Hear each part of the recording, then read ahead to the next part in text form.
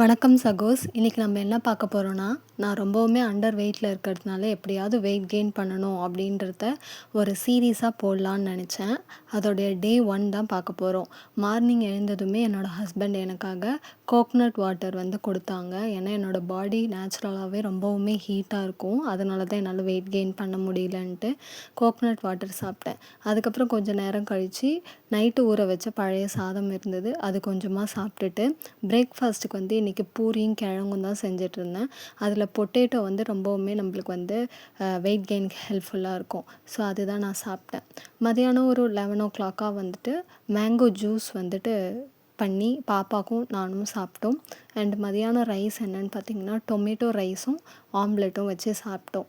அடுத்து நைட் இப்போ என்ன அப்படின்னு பார்த்தீங்கன்னா, ரசம் ரைஸும் எக்கும் சாப்பிட்டோம்.